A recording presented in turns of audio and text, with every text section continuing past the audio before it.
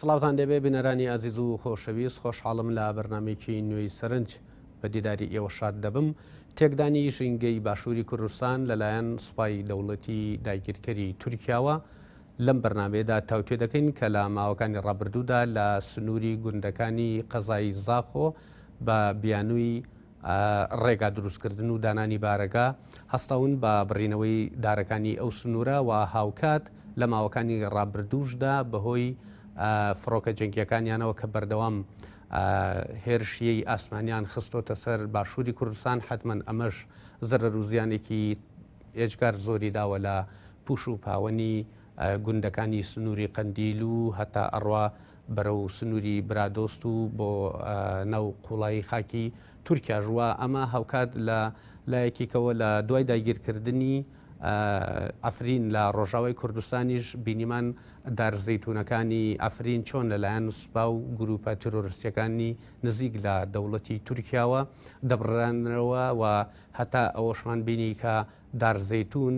لە ڕێگەوە هەڵیان دەکێشا و بە فلاتی گەورە گەورە دەیانگواستەوە بۆ ناو خاکی تورکیاوە. ئێستاش درێژە بەم کارانەدەن لە ناو باشووری کوردستان و بە دیاریکراویش لە سنووری قەزای زاخۆوە بەشێک لەو دارانی کە دەیبڕنەوە دەیبنەوە بۆ خاکی تورکیا و گفتوگوی ئەم بابەتاکەین وە هەڵوێستی حکوومەتی هەرێم ڕێکخراوەکانی کۆمەڵگەی مەدەنی و پارتی سەوزی کوردستان لەم بارەیە چییە و پلانیان چییە بۆ ڕێگریکردن لەم بابەتە بە میوانداری هەریەکە لە بەڕێزان ملکۆ بازیانی سکرتێری پارتی سەوزی کوردستان کە لە ستۆدیۆ میوانمانە بە خێربێکاک ملکۆ و هەروەها سەروەر قەرداقی هاوسەرۆکی ڕێکخراوی سروشتی کوردستان کە بەڕێزیشان لە ستۆدیۆ لەگەڵمانن بە خێربێکاک سەروەر و لە ڕێگەی سکای بیشەوە دەچینە لای بەڕێز ئەحمەد محەممەد وتەبێشی دەستەی ژینگەی کوردستان کە لە شاری هەولێرەوە بەشدارە لەگەڵمان. کاک ئەحمەد سڵاو بۆ بەڕێزی شت. من سەرتا حتمما بۆ من جیاوازی نییە ئەمەوێت لە کاگەم ملکەوە دەست پێ بکەم. کاک ملکەوە ئێوە ئەم کەیسەتان زانیوە کە ئەمە کەیسێکە پەیوەند تەواو پەیوەندی بە کارەکەی ئێوە هەیە حتمما کاک سەروەریش و میوانە بە ڕێزەکەشمان وتەبێژی دەستی ژینگەی کوردستان. ئەم کەیسە تایبەتە بە ئێوە وەکو پارتی سەوزی کوردستان بۆچی ئەمەتان جارەبا لە ڕۆمیداییەکەەوە قسەی لەسەر بکەین بۆ ئەمەتان بە ڕۆژەڤ نەکردووە بۆچی میدیاکان بە گەرم و گوڕ باز لەم باسە ناکەن کە چۆنەڵی لە قاودانێکی بۆ دروست بکرێت تەواوی خەڵکی کوردستان بزانێکە سوپای تورکیا جگە لە زەرەر و زیانەکانی تر و داگیرکاری و کوشتن و ئەوانە لێگەڕین بە تایبەتی بۆ ژینگە بۆ تێکدانی ژینگەی هەرێمی کوردستان ئێوە ئەتانەوێت لەم ساڵا چی بکەن؟ بەڵێ سوپاس بۆ بەرنامەکەتان، سپاس بۆ بەڕێزیش، سپاس بۆ کاکسەوە بە خراپین کاکسەوە برای ئازیز و کاک ئەحمەد وتەبێژی دەستەی ژینگاکەم. ئێمە لە ڕاستیە ئەم بابەتە بابەتێکی زۆر گرنگە. ئێمە زۆر بەباشی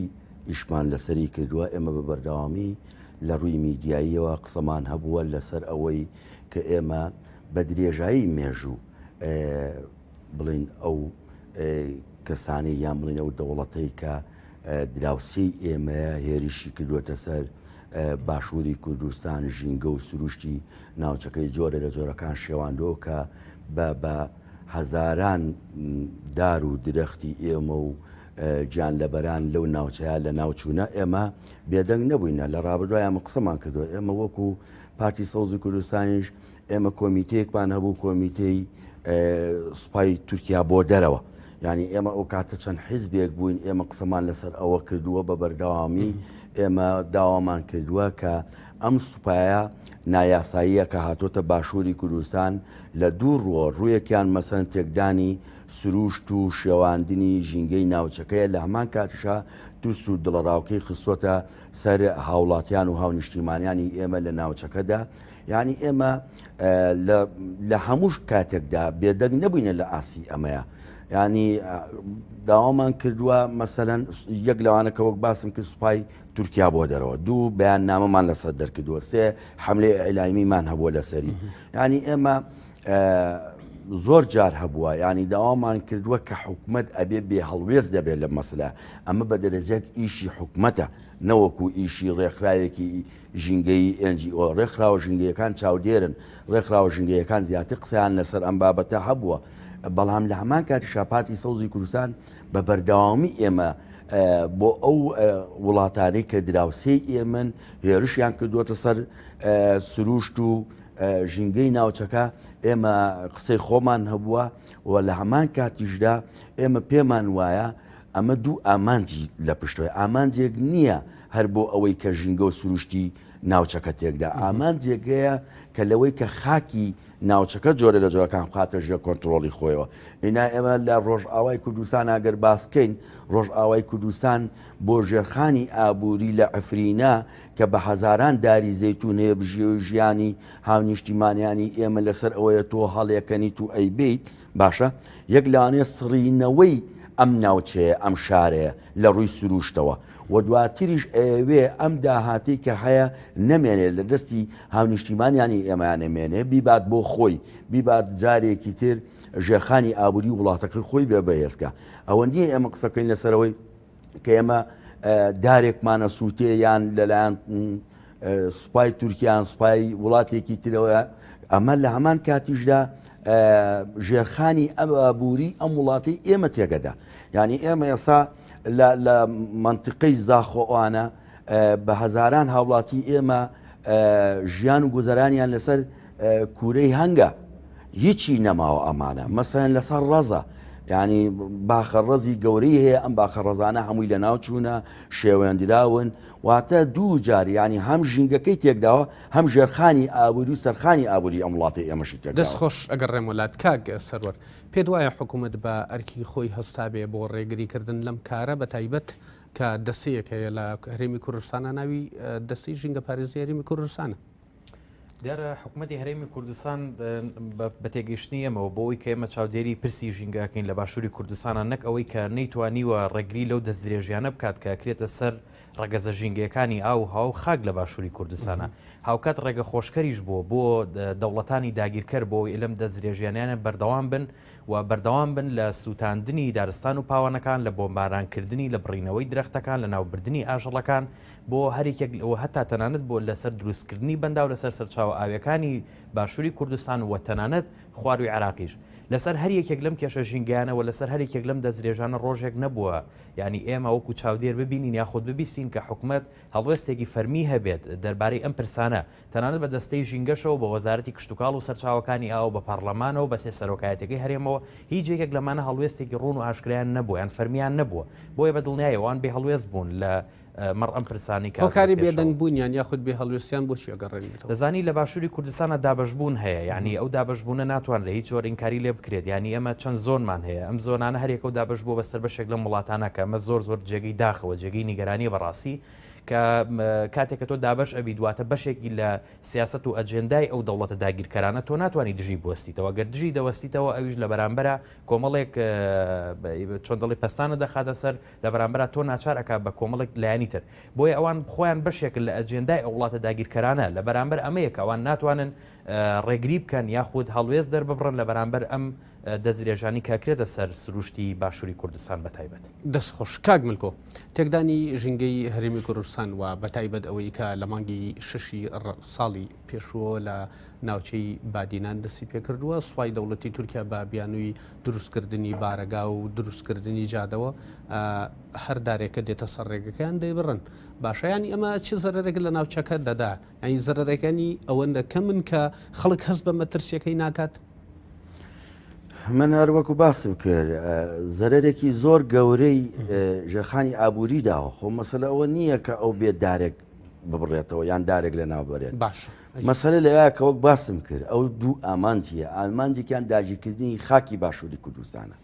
ئامانجێکی تریان تێکدانی سروشت و ژینگەی هەرێمی کوردستانە هی ئەو ناوچەیە بە تایبەتی وە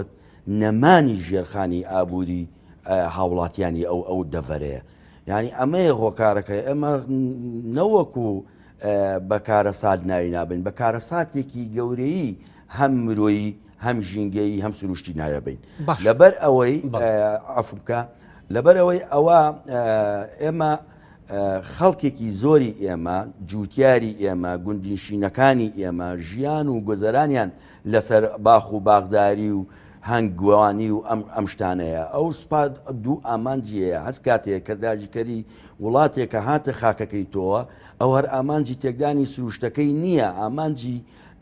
ژێرخانی ئابوووریەکە ئەمە چەند جار باسی کەم و شتەکانی تریش لەخۆگرێ و لە ڕووی سیاسیشەوە ئەوێ ئەو وڵاتە ناوچەکەی تۆ بخاتە ژێر کۆنتترۆڵی خۆیەوە و لە هەمان کاتیشدا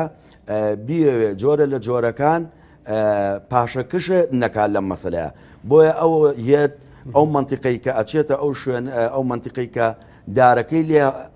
هەڵەکەنێ دارەکەی ئەسووتێنێ تۆبارانێکە ئەو بە مڵکی خۆی ئەزانێ ئەو بە مڵکی خۆی ئەزانێ بۆیە ئەی شێوێنێ کە لەبەر ئەوەی ئەو منتیقەیە خەڵکی تر وەکو ڕوتانیەکی لێکات و خەڵک چاوی لێی نەبێ خەڵک لەسێ زێوی و با و باپیری خۆی بسڕێتەوە ئەمانەیە مەسەلەکە ئێمە ئەم شتانە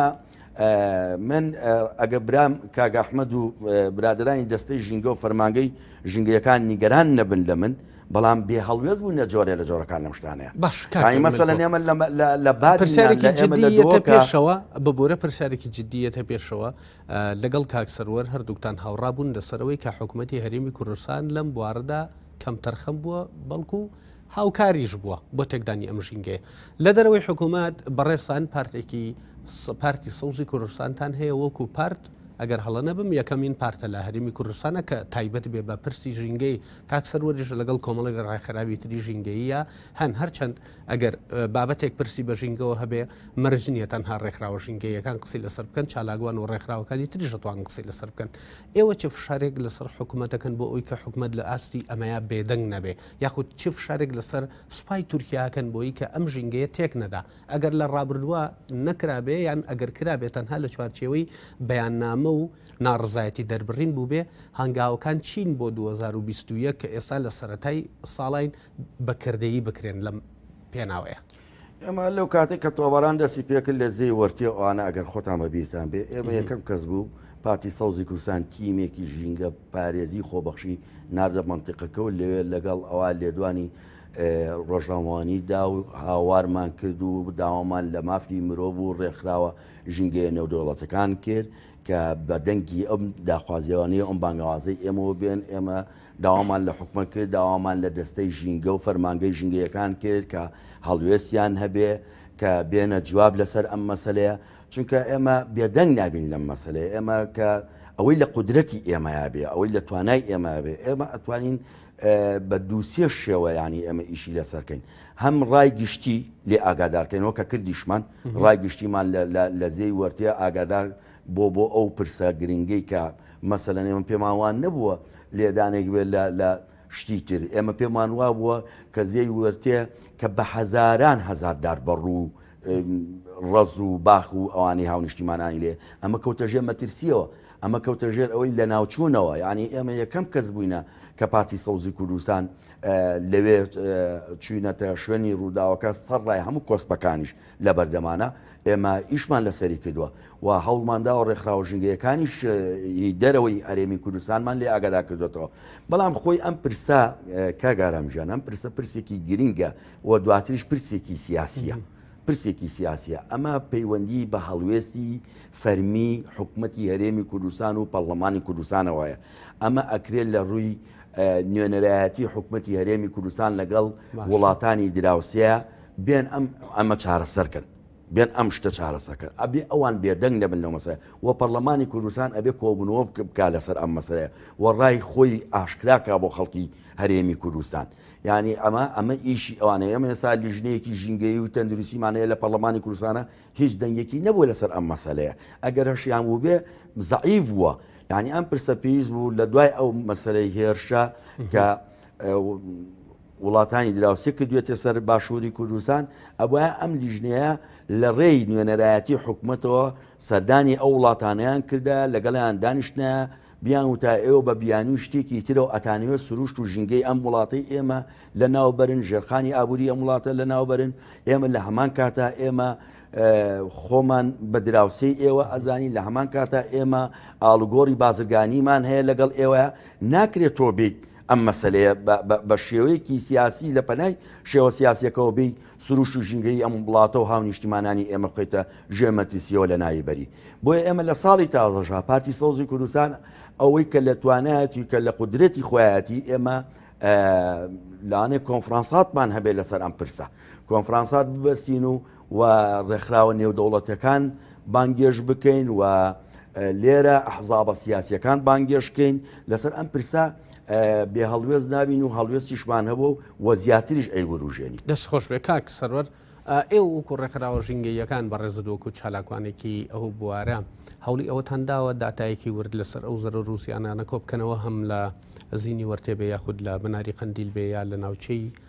دهۆک بێ کە لە مانگی 6 ڕابردووە دەستکراوە بە بڕینەوەی دارەکان. دیارێمە تا ئێستا هیچ جۆرە ئامارە گیانداتایەکی دیاریکراومان لە بەردەست نییە، بەڵام ئەگەر ئێمە بگەڕێنەوە بۆ ینی ڕەگ و ڕیشێ کێشانە ئەم کێشە ژینگەیانە ینی چۆڵێ یان پیلانێکی مێژویە و بە شێوەیەکی درێژخایانیش ئەمانە کار لەسەرم پیلانە کراوە. ینی ئەگەر تۆ تەماشا بکەی بۆ نمونە لە ناوچەکانی باکووری کوردستان لەوێ بەنداو دروست کراوە تەواوی ئەو ناوچانم بۆ خۆم بە مەدانی ناوچەی حەسەن کێفم بینەوە کە ناوچەیەکی مێژوی کوردیە و ناوچەیەکی شوێنەواریەوە یونسکۆ دیاری کردووە. ینی ئەمانە هەمووی کەوتونەتە ژێر ئاوە ئەو بەنداوانی کە هەمووی دروست کراوە ئەمە لە ساڵانی داهاتووی ئاو یان سامانی ئاو لە باشووری کوردستان و تەنانەت لە خواروی عراقی شاخاتە مەترسیەوە چی لەلایەن دەوڵەتی تورکیاوە چی لەلایەن ئێرانیشەوە چکە ئێرانیش بە هەمان شێوە ژمارێکی بەرچاو بەنداوی دروست کردووە لە بەردەم بەنداوەکانەوە تونێلی لێداوەتە بۆی جارێکی ترەماوە بگەڕێنێتەوە بۆ ناوچەکانی تری خۆی وەجیا لە مێمە ساڵانە بەردەوام بۆمبارانکردنی ناوچە سنووریەکانمان یەکەم بۆمبارانکردنە بە تایبەت لە وەرزەکانی بەهار و هاوین دەست پێکات بە تایبەت لە هاوینە کاتێک کە ئەم بۆمبارانە ڕوو ئەدات ئاگرکەوتنەوەی لێکەوێتەوە هەر ئاگرێک بە درێژایی چەندین کیلۆمەتر بە چواردەوری خۆیان بڵاو ئەبێتەوە کە ئەمە ناوچەیەکی فراوان لە پوش و پاوان ئەستوتێنێت لە ناو ئەم پوش و پاوانە درەختەیە ئەم درەختانە ئەستوتێنێت و جارێکی تر ئەم درەختانە زیندوو نابنەوە یاخود سەوز نابنەوە و هەر بە هەمان شێوە لە ناو ئەم دارستانە چیمان هەیە ئەمە زیندەوەرمان هەیە هێلانەی باڵندەمان هەیە ماڵی سەدان ئاژەڵ و باڵندەی کێوی لێ هەموم ئاژەڵ و باڵندانە دەستوتێنێن و چەندین جاریش ئەمە لە ڕێگەی میدیاکانەوە لە لای خەڵکی ناوچەکان بەدی کۆمنت بەڵام ئەمە باشتر نییە کە بەس منیشمە بەسم ئەو دیکۆمنتەیە باشتر نییە ئەمە بە دیکۆمنت لاتان بێ لەگەڵ ڕێکخراوە و دەوڵەتیەکانی بواری ژینگە ئیشی لەسەر بکەن بۆی کە فشارێکی جدی لەسەر حکوومەتی هەرێم و سوپای تورکیاش دروست بکرێ بۆی جارێکی کە پەنا بۆ ئەمانە نەبە ئێمە بەداخەوە لە باشووری کوردستان یعنی ئیمکان و توانایی ڕێکخراوە NGOکان سنووردارە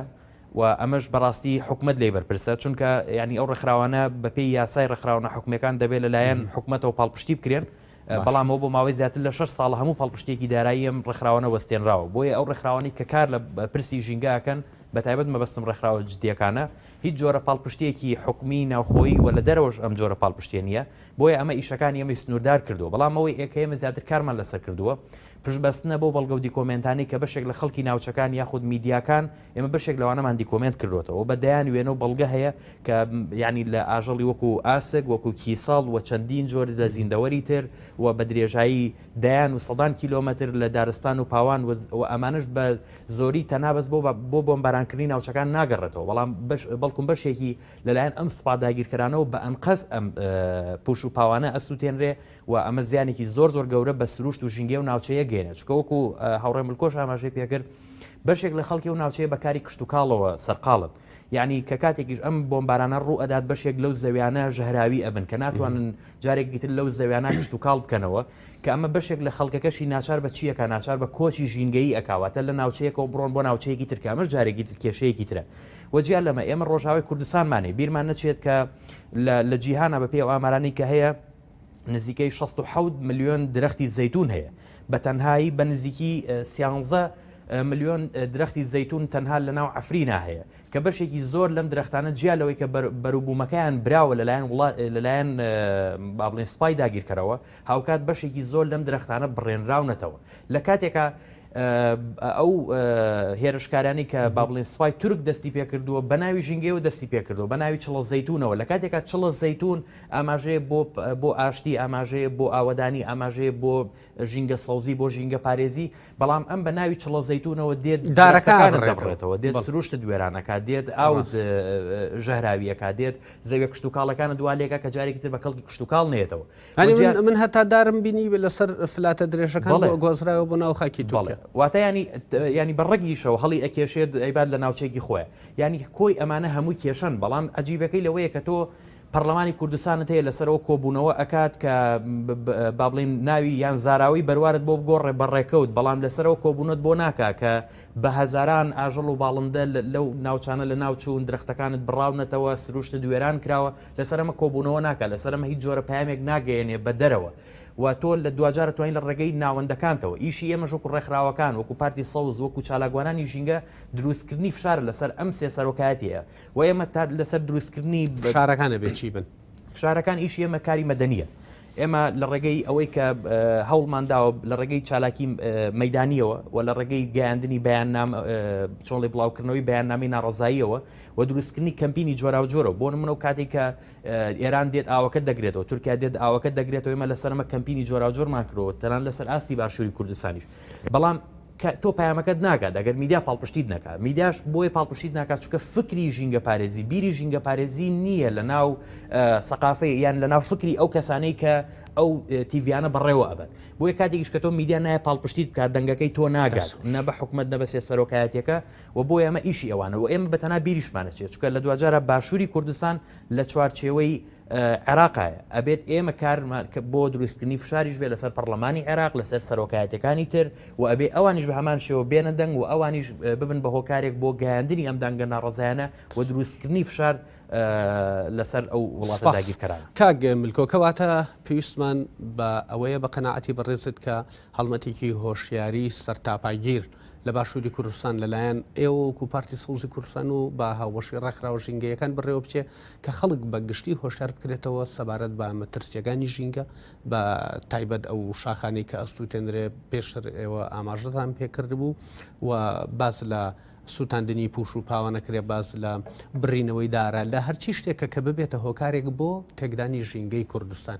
پێویستمان بەوەی هەڵمەتێکی هۆشیاری بەڕێوە بچێت. بە تاکید وەکۆی برای بەڕێزم کاکسەروەر باسی کرد ینی ئێمە ئەگەر وشیاری لە ناو کۆمەلگای ئێمە لە ڕووی ژینگەییەوە نەبێت مانای وایە ئێمە هیچمان پێ ناکرێت ئێمە خۆ زۆر جارەیە کە کۆدەنگی دروست بێ ئەبێ ئەو کەسانە بێت لە خەمی ژینگە و سروشتی نیشتیمانەکەی خۆیان بێ ینی ئێمە ئەگەر هەرچی بکەین کە خەڵکەکە لەگەڵمانانە بێ خەڵکەکە بەدەم بانگەوازەکانی ئێمەونەیە لاانێ ئێمە فشارەکانمان فشارێکی لاواز بێ فشارێک نەبێت جێگای خۆی بگرێ ئێمە لە بەرنامەمانایە کە ئێمە بەدل لەم بەرنمەیە کە من حەزەکەم لە بەرنامە باسیکەین ئێمە لە چەند ڕۆژێکی ترا لەسەر ئەو پرسە لەسەر پرسەکانی تری ژینگە ئێمە وەزیری ژینگەی عێراق دینین وەزیری تەندروستی عێراق بینین بشتوانین ئێمە لیژنەی تەندروستی و ژینگەی پەرلەمانی عێراق ببینین ئێمە نەوەک وەرفشار بخەینە سەر هەستێ سەرۆکایەتەکەی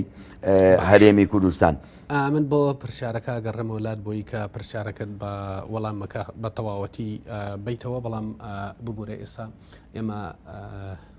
بەڕێز ئەحمەد محەممەد و تەبێژی دەستەی ژینگەی هەرێمی کوردستان لە شاری هەولێرەوە لە ڕێگەی سکایپۆ لەگەڵمانە کاک ئەحمەد ئێوارە باش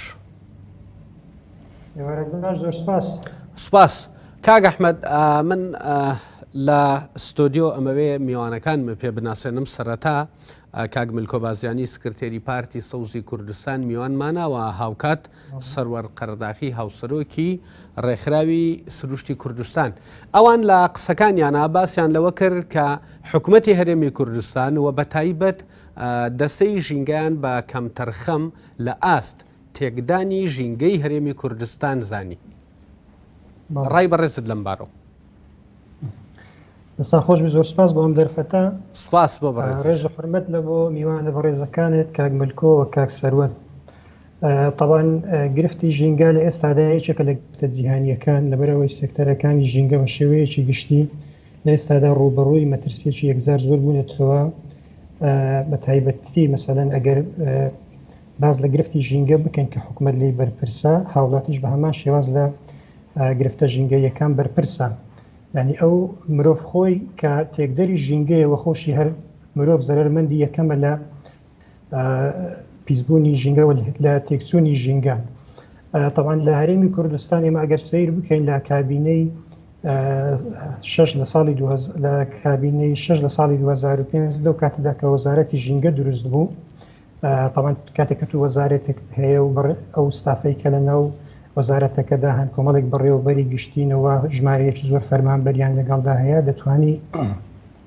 ئەو ئامانج و ئەو ئەهدافانی کە هەتە بیان پێشی بەڵام دواتر حکوومەتی هەرێمی کوردستان لە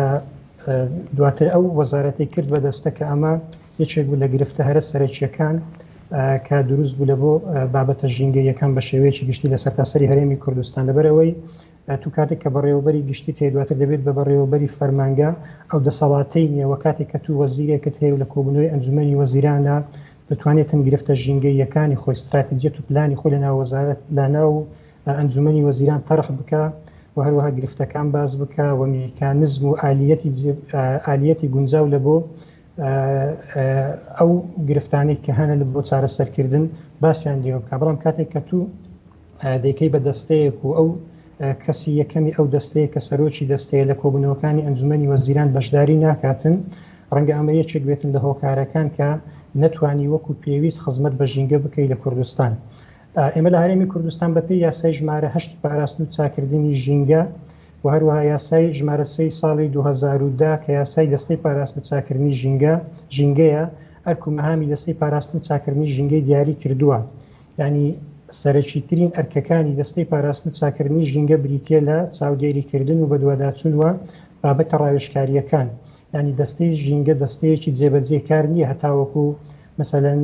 کەم تەرخەمی بکاتن لە جێبەجێکردنی ئەو بابەتانەی کە پەیوەندیان بەلایانی جێبەجێکارەوە هەیە. ئێمە لە ڕێگەی ئەنجومەنێکەوە کە 14 وەزارەتی تێدا هەیە 14 وەزارەت کە هەر یەک لە وەزارەتانە بەڕێوەبەرێکی گشتیان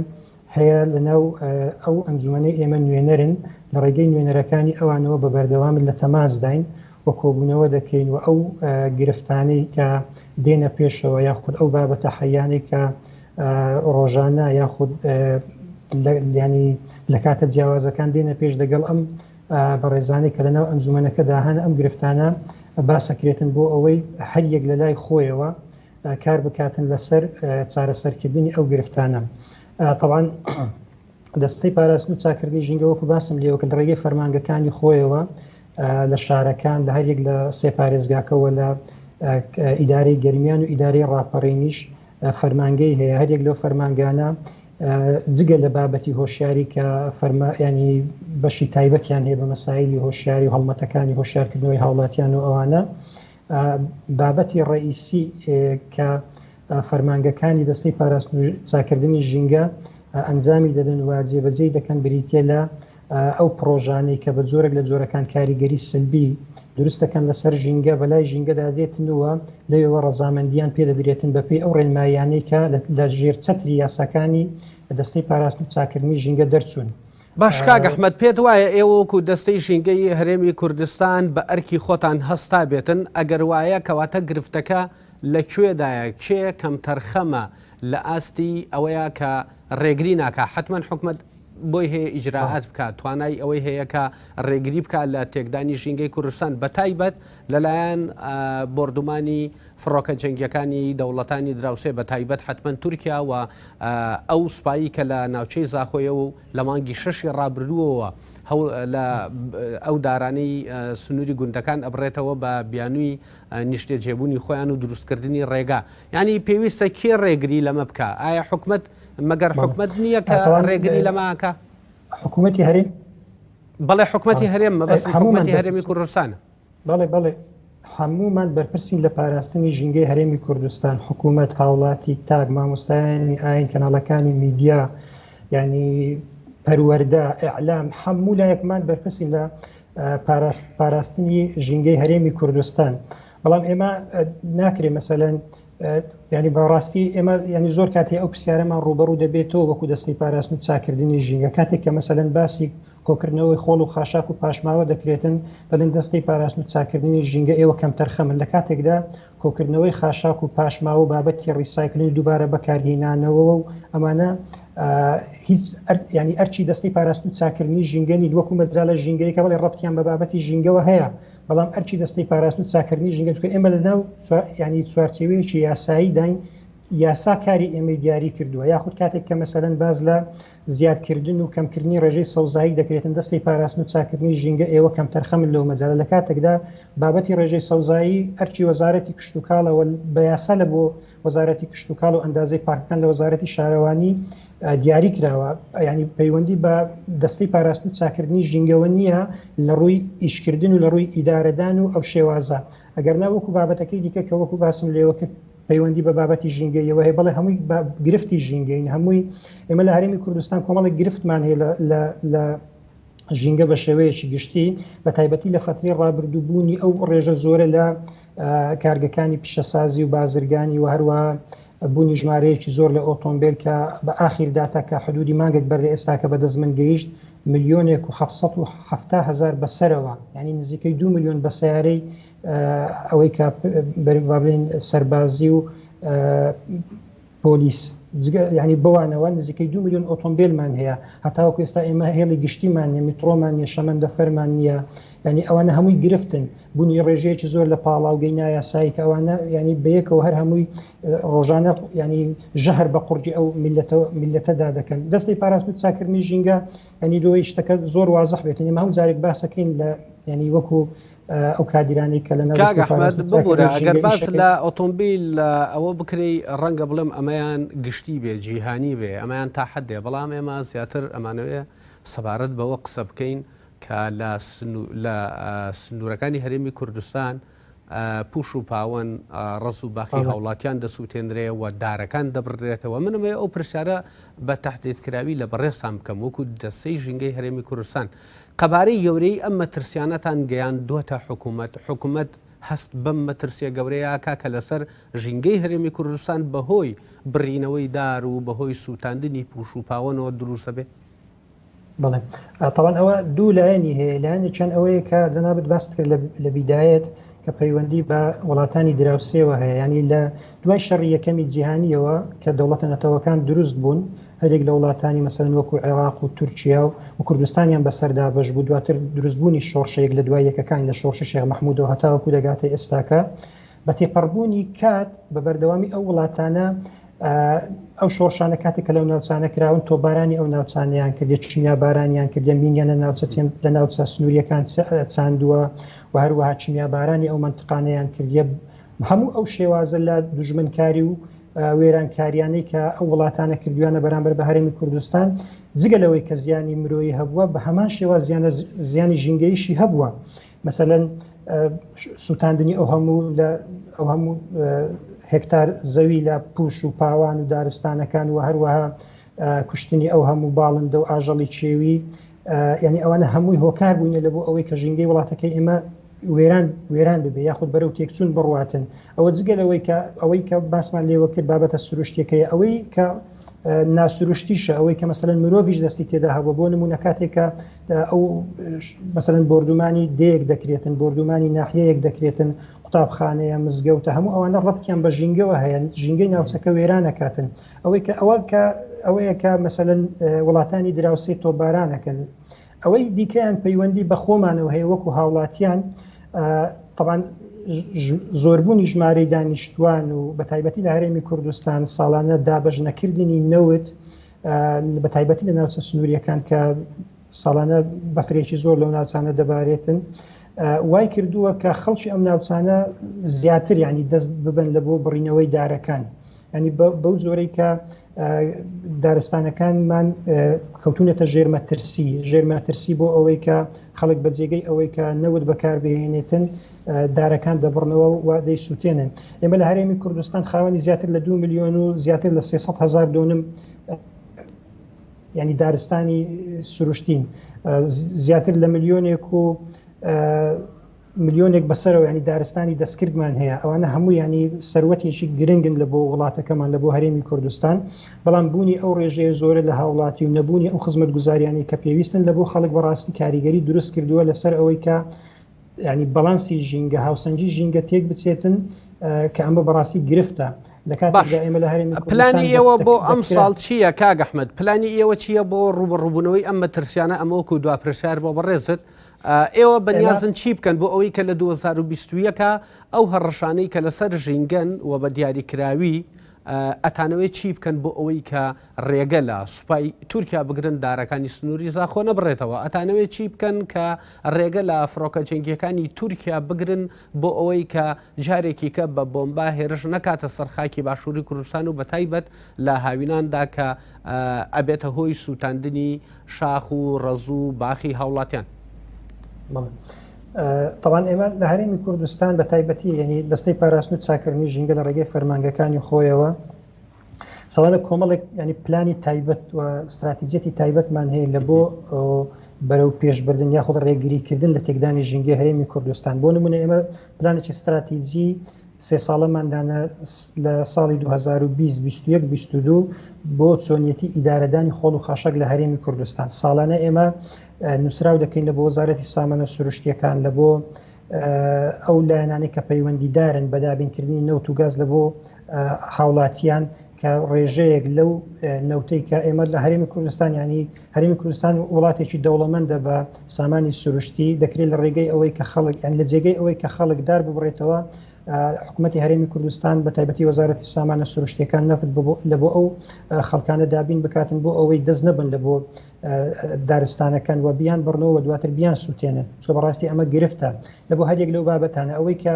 ینی چکات کاتێک کە تو باسی ژینگە دەکەی دەبێت تو بێ باس لە سێکتەرەکانی ژینگە بکەی دانە بەدانە ئەوەی کە پەیوەندی بە هەواوە هەیە ئێمە بە هەمان شێوە استراتیجێکی یەکجار گرنگماندانە لە بۆ چۆنیەتی پاراستنی کواڵەتی هەواوە دانانی محەطاتی هەوا بۆ ئەوەی قیاسی هەوای پێ بکەین و هەروەها پلانی چۆنیەتی احتیفازکردن بە هەوای هەرێمی کوردستان لە شارەکان تاوەکو بتوانین ینی ئەو گرفتانەی کە لە ڕووی هەوا چکرد ئێمە وەکو باسمان لێوە کرد نەبوونی هێڵی گشتی و نەبوونی میترۆ شەمەندەفەر و ئەمانە وای کردووە کە ڕۆژانە ینی ئەوەی کە ئێمە وەکو داتا لە لامانە نزیکەی 7 ملیۆن لتر بنزین دەسووتێنرێتن لە هەرێمی کوردستان و هەر یەک لەو لتر لەو بنزینە نزیکەی 2 کیلۆ دوانەوسی دروست دەکاتن کە ئەمە تێکەڵ بە هەوا دەبێتن و دواتر کاریگەری دروست دەکاتن لەسەر تەندروستی و ژینگەی هەرێمی کوردستان. زۆر سپاس بۆ بەڕێز ئەحمەد محەممەد وتەبێژی دەستی ژینگەی هەرێمی کوردستان کە لە شاری هەولێر و لە ڕێگەی سکایپ و لەگەڵمان بووی. سپاس. سپاس بۆ ئێوەش. کاگملکۆ ئەگەر قسێکت لەسەر قسەکانی کاگ ئەحمەد هەبێەوە ئەوەشم بیرماوە کەوتێ وەزیری ژینگەی عێراقی بەنیازین ببینین. بەڵێ ئێمە لەسەرەوە پرسە و پرسەکانی تری ژینگە ئێمە چاپێکۆتمانەیە لەگەڵ وەزیری ژینگەی عێراق لەگەڵ وەزیری تەندروستی عێراق و بمانەوە لەگەڵ لیژنەی لە بەرنامەمانە لەگەڵ ژینگەی تەندروستی و ناو ئەنجومەنی نوێنەرانی عێراق لەگەڵانە دانیشین مەسەلەی بۆمبارانکردنی ناوچە سنووریەکانی ئێمە بکەینە باس و بە یادداشتێکی تەقدیمی بەڕێزیان بکەین. من لەگەڵ ڕێزم بۆ قسەکانی کاگ ئەحمەد ئەمە کە ئەڵێن هەڵوێستی حکومەت لاوازەیان دەستەی پاراستن و چاکردنی ژینگە لاوازە ئێمە لە ئەو شوێنانە وەکو کاگ ئەحمەد باسی کرد ئێمە فەرمانگەی ژینگەمان هەیە ئێمە ئێستا لە دووهۆک فەرمانگەی ژینگەمان هەیە ئێمە لە ڕانێ دەواازەی ڕاپەڕین ئێمە فەرمانگەی ژینگەمان هەیە ئێمە لە ئاسی ئەم تۆبارانکردن و شێواندنی ژینگەیە ئێمە نەمان بینی هەم دەستەی ژینگە هەم فەرمانگەی ژینگەی ئەم ناوچێ بە دیێڕێکیش بێ باسیکە ینی ئەمەیە نیگەرانی ئێمە یانگلەکانی ئێمە لە دەستەی پاراستنی چاکردنی ژینگە و فەرمانگەی ژینگەیەکانیین لە پێنجان عینی شت تۆبارانە کرێت و ژینگەی ئەو ناوچەیە تێکە درێ فەرمانگەی ژینگەی سلێمانی قسەی نییە یعنی ئەمانەیە ینی بۆیە ئێمە شتەکان ئەبێ وا سێریکەین لەبەر ئەوان جێتێکی حکومین ئەبێ ئەوان زیاتر زەختکەن زیاتر ئەتوانن لەگەڵ پەرلەمانە دانیشن ئەتوان لەگەڵ سەرۆکایەتی ئەنجومەنی وەزیرانە دانیشن ئەم پرسە پرسێکی گرنگە ئەتوانن چارەسەریکەن و بچن سەردانی بکەن وەفد بنێرن بۆ وڵاتانی دراوسێ پێیان بڵن یعنی بۆ هی تۆ بە بیانی شتێکی ترە تۆ ژینگە و ژەخانی ئابووری ئەم وڵاتی من تێکە دەی ئەمە ینی ئێمە هەتا ئێستا ینی ڕێکخراوە ژینگەیەکان جۆرە جۆرەکان هاوکارین لەگەڵ دەستە ژینگە و فەرمانگەی ژینگەی پارێزگاکانە ینی بە تایبەتی ئێستا لە سلێمانیە و نووسراوێک گەیە ئەڵێ دەستەی ژینگە ئەبێ لەگەڵ ڕێکخراوە ژینگەیەکانە فەرمانگەی منتیقە کۆبنەوەی ماگانەیان هەبێت و لەسەر پرسەکانی ژینگە راپۆرتی خۆیان هەبێ هەتا ئێستا وەکو پێویست ڕێکخراوە ژینگەیەکان نەچوونە بەدەم ئەم ماگەوازەی دەستەی ژینگەەوە چکە ئێمە پێمان وایە لە پرسێکی وایە کە بێ هەڵوەز بێ بۆیە ڕێکخراوەکان ناشێت ئەوە کۆمێتی من بوو لە سەخسەکان دەستی خۆش بەیە کاگە سەروەر بە هەمان شێوە بەڕێزت ئێمە کاتەکەشمان بەرەو کۆتایی ئەڕوە لەسەر قسەکانی کاگ ئەحمەد ئەگەرەوە ناتوانن ڕێگری لەو دەست درێژیانە بکەن خۆ دەتوانن هەڵوێستیان هەبێ خۆ دەتوانن قسەیان هەبێ بەڵام وەک هاوڕێژ باسی کریانی ئایا ئەوان هیچ جۆرە هەڵوێستێکیان هەبوو هیچ جۆرە پامێکیان هەبووە ئێمە وەندەی ئاگداربن هیچیان نەبووە و بابەتی پرسی ژینگە پارێزیانی ئەم شتانە هەمووی پەیوەندی بە وشاری ژینگەیەوە هەیە یان پەیوەندی بە پەروەردەی ژینگەوە هەیە ئێمە کە دەڵێ ژینگە واتە ژیان کە دەڵێ تێکدانی ژینگە واتە تێکدانی ژیان ینی خەڵک لە باشووری کوردستانە ڕوبەڕووی تێکدانی شێواندن و ژینگە ئەبێتەوە بەڵام بۆچی بۆ ئەم تێکدانی ژیانە بۆ ئەم تێکدانی ژینگەیە خەڵک هەڵوێستی نییە خەڵک پامی نییە لەبەرەوەی پرسی ژینگە پارێزی لە باشووری کوردستانە نەهاتوتە ناو پرۆگرامی خوێندنەوە نەهاتوتە ناو پەروەردەی ژینگەی ناو خێزانەوە نهاتوتە ناو پەروەردەی نهاتوتە ناو میدیاوە بۆیە هەموو ئەمانە کاریگەریان هەیە بەسەر ئەوەی کە ئێمە تاکێکی ژینگە پارێزیان تاکێکی وشیاری بە ئاگار هەمومان بەرپرسین لە ئاسی بە دڵنیایی و ئێمە هەمومان بەرپرسین بەڵام تێگەیشتنی ئێمە وایە کە حکومت خۆی بە ئەنقەس ئەم کارە ئەکات بە دڵنیاییەوە دەزانی بۆ تۆ سەیری بکە مەسەلەن ینی تایبەت بە هوەر پرۆگرامی تایبەت هەیە لە ناو ناوەندەکانی خوێندن ئەخوێن وەکو وانەیەکی تایبەت وەرزش بە هەمان شێوە لە ناو تەلەڤیزیۆنەکانە بەرنامەی تایبەت بە هوەر و وەرزش و تەندروستی هەیە بەڵام تایبەت بە ژینگە نییە بۆیە ئەمانە هەمووی کێشن لە ڕاستیە و کاریگەریشیانێ بەڵام تۆ گەر تەماشا بکەی مەسەلەن من لە ئەو کات لە ماڵپەڕی خەندان بوو ینی هەواڵێکم خوێندەوە لە کاتێکا کادرێت لە کۆبانەیە لە کاتێکە لە ڕۆژئاوای کوردستان لەژێر ئابڵوقەیە چواردەوری گیراوە ینی بۆمباران ئەکرێ هێرشەکرێتە سەری بەڵام نزیکەی 200 پاڵاوتگەی نایاسایی نەو داخراوە ئەمە بۆ چکە فکری ژینگە پارێزی لە ناو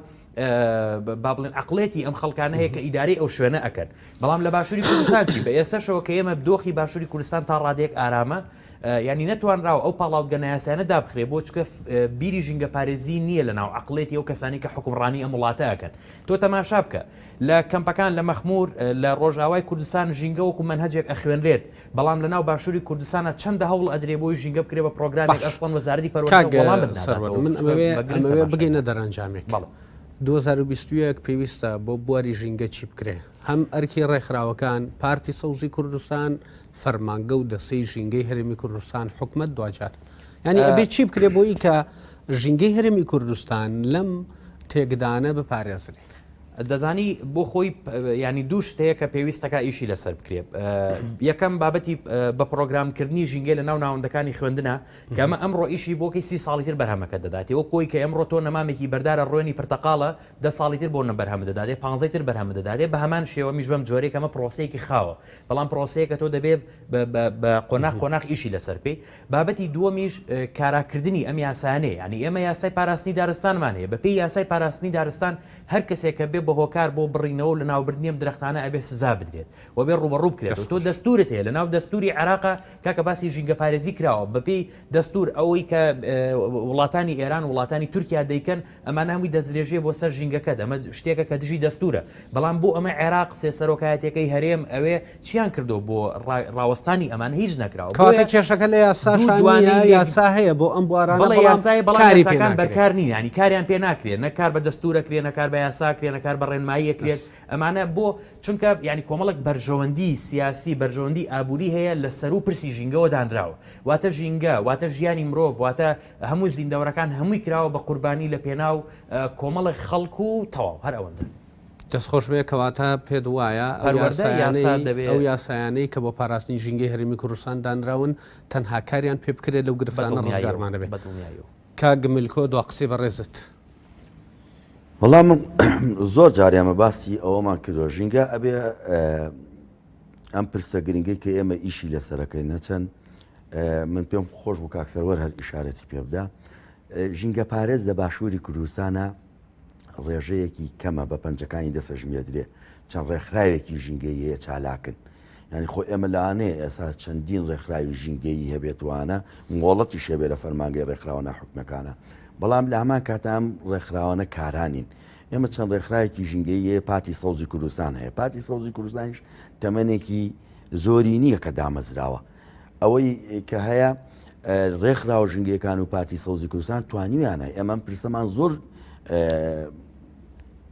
جولاندووە و ئەم پرسەمان زۆر دەدی کابراوەتی لە حەدی خۆشی گەورە کردووە. ینی ئەوە نەبێ ئێمە حەقسەمان لەسەری نەبوو بێ خۆ ئەگەر ڕێکخراوە ژنگەیەکان و پارتی سەوزی کوردستان نەبێ خوێندی هاوڵاتی ئێمە نازانێت پرسی ژینگە چییە، نازانێت پیشەسازی چییە، نازانێ مەسەن تێکدانی سروشت و ژینگە و نەمانی گوند و ئەوانە چییە. ینی بەڕاستی ئێمە وەکو برادرانش باسییان کرد، ینی ئەکرێ ئێمە بەردەوام بین وشیاریمانێ ئێمە لە ساڵی تازەیە دوو ئامانجمانەیە وەکو کاکسەروەر باسی کرد کە ئێمە ئەبێ بچێتە پرۆگرامی خوێندنەوە کە لە وڵاتی ئەمە نەخسێکە نییە وەکو چۆن وانەکانی ئاینی کوردی ئینگلیزیە خوێندرێ ئەبێ لە وانەی ژینگەی بخوێندرێ هەتاکو خوێندنی باڵە. بەڵام ئەمە لای ئێمە هەتا ئێسا کە فشارمان کردو ڕینمان کردو حکومە جوابی نەداوینەتەوە. ئێمە لە ساڵی تازەش یەکێکە لە بەرنامەکانمان کە ئەماکەین دواتر بۆ ناوەندەکانی خوێندن ئێمە کۆڕ و سیمیناراتمانەیە و دوای ئەوە پارتی سەوزی کوردستان لە بەرنامەیەتی لە هەڵبژاردنەکانی عێراقا کێسا لە دیراسەن ئێمە بە لیستێکی ژینگە پارێزی و بەشداری بکەین لە هەڵبژاردننی پەرلەمانی کوردستانە بەشداری بکەین لە جومەنی پارێزگاکانە بەشداری بکەین. ئێمە ئەو کاتە کە موقعێکی پەرلەمانیمان بەدەستێنە ئەو کاتە ئێمە ئەتوانین زۆر لەوەی کە ئێستا هەیە باشتر دیفاع لە پرسەکانی ژینگە بکەین و بمانێ ژینگە بێگەێنینە خۆناغێکی باشتر. بۆ ملکۆ بازیانی سکرتێری پارتی سەوزی کوردستان سوپاس کە لەگەڵمان بەشدار بووی و سوپاس بۆ سەروان خەرداخی هاوسەرۆکی ڕێکخراوی سروشتی کوردستان کە بەشداری بەرنامەکەت کرد و سوپاس بۆ ئەحمەد محەممەد و تەبێژی دەستی ژینگی کوردستان کە لە شاری هەولێرەوە لە ڕێگەی سکایپۆ بەشدار بوو. سوپاس بۆ ئێوەش بینەرانی ئازیز و خۆشەویست وەک هەمیشە سوپاس بۆ هاوکارانم لە بەشی کۆنتڕۆڵ و پشتی کامێرە تا هەفتەیەکی کەوتەوەرێکی کە هەر شاد و سەرکەوتوو بن. دەستی ئێوەش خۆش بێت.